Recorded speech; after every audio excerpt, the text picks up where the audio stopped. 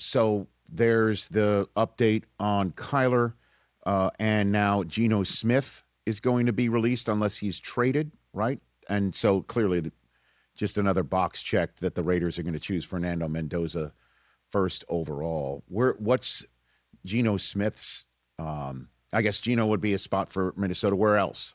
Are the Jets a possibility as a reunion, Tom? I mean, the Jets are sort of a mystery team in the entire quarterback market right now. We know that they've got a high draft pick.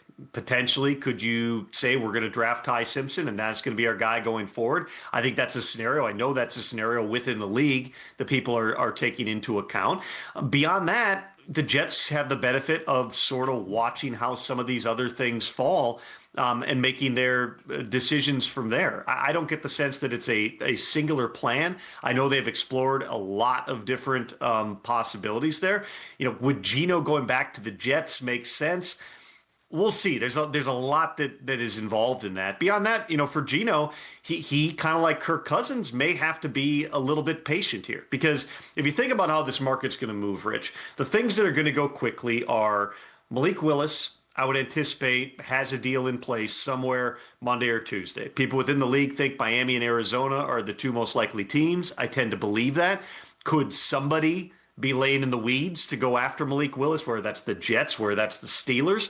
Those are certainly possibilities. But Malik Willis is going to have a home during the negotiating window. I would say I'm pretty confident in saying that. We don't know yet when Aaron Rodgers is going to make up his mind. We do anticipate Kyler Murray is going to land relatively quickly.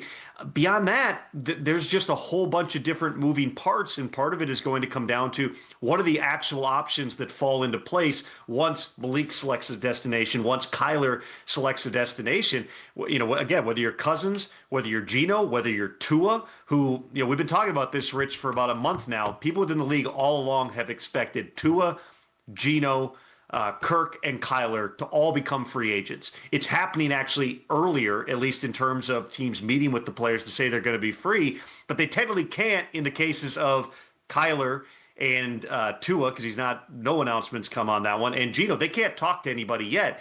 So you still have some moving parts that are going to play out up until next Wednesday, when those guys who have guaranteed money can formally be released. Malik Willis is the one that's going to dictate some of what the options are for everybody else involved. All right, transition yourself then, sir. You said Malik Willis is going to have a home during the negotiating window, which is Monday through Wednesday of last week, right? When does that window open on Monday? And then tell us what Malik Willis's options are going to be, do you think?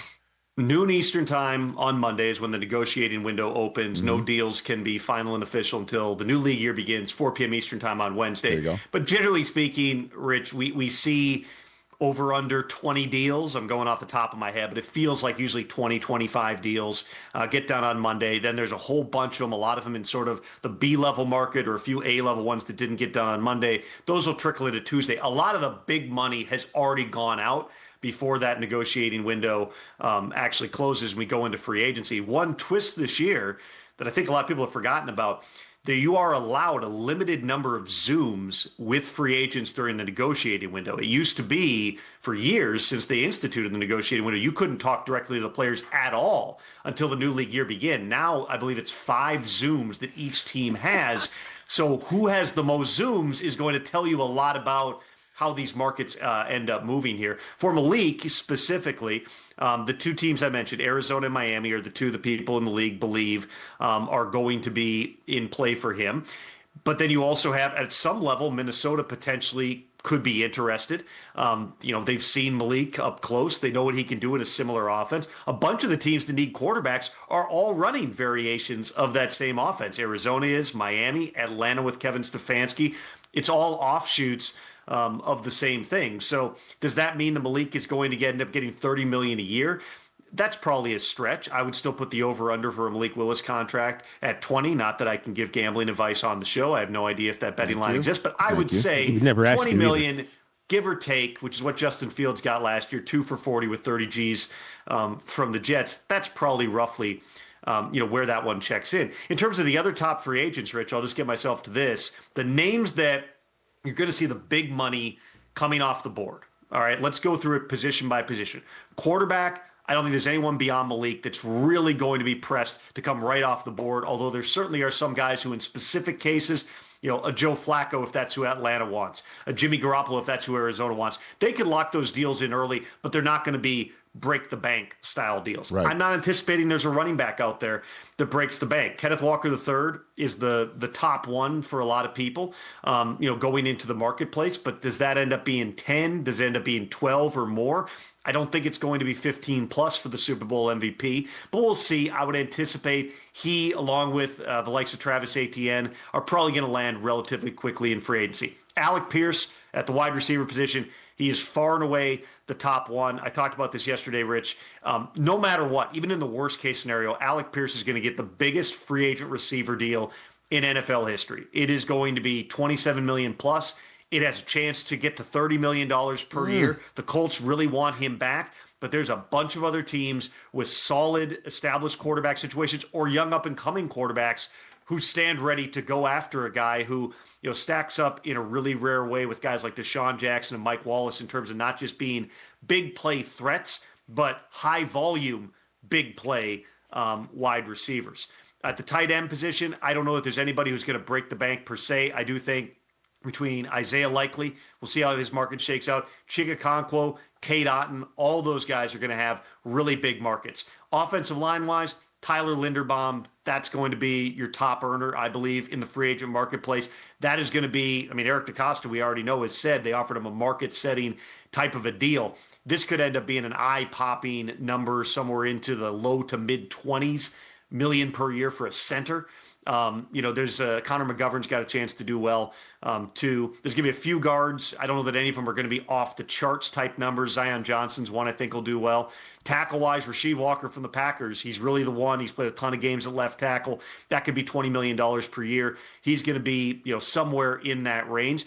Defensively, these markets are harder to figure out just in terms of in talking to teams, in part because, number one, you got strong draft classes at certain positions, such as safety. We just saw Cam Curl get a really strong deal today to go back to the Rams, 3 years, $36 million, max 39.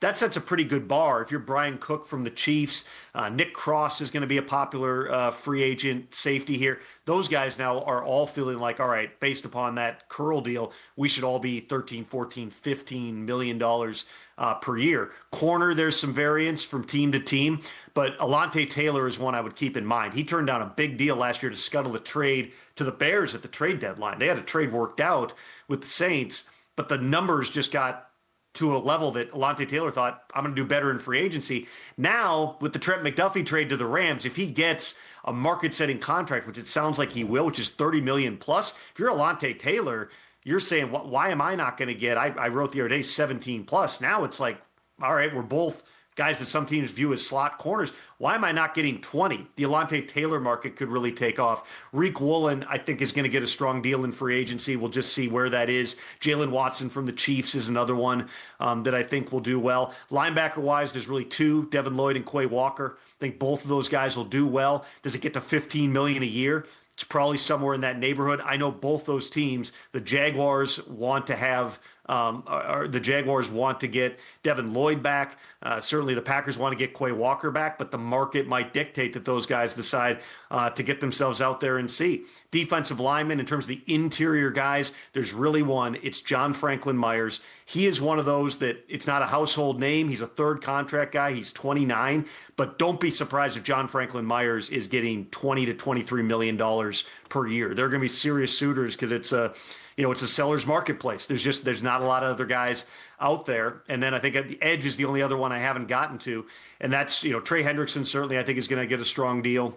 We'll see. It's some of the same teams right now. They're in on the Max Crosby potential trade that then could turn those resources over to Trey Hendrickson. Is that 25 a year? Is it 30? Is it more? Not sure yet, but he's going to get a really strong deal. And then we'll see some of those, the young pass rushers as well. Odafe Owe, Jalen Phillips, Kwity Paye could be in that category as well. All those guys maybe $15 to $20 million per year players. I think I probably gave you right there, Rich, about 20 to 25 names. So yes, you did. You go through, take out your checklist on Monday and see how many of those guys have deals in place by the time you go to sleep Monday night. Bravo, sir. My God, take a breath. Hey, you made it all the way to the end. Thanks for that. Check us out every single day streaming live on Disney Plus and the ESPN app 12 to 3 Eastern.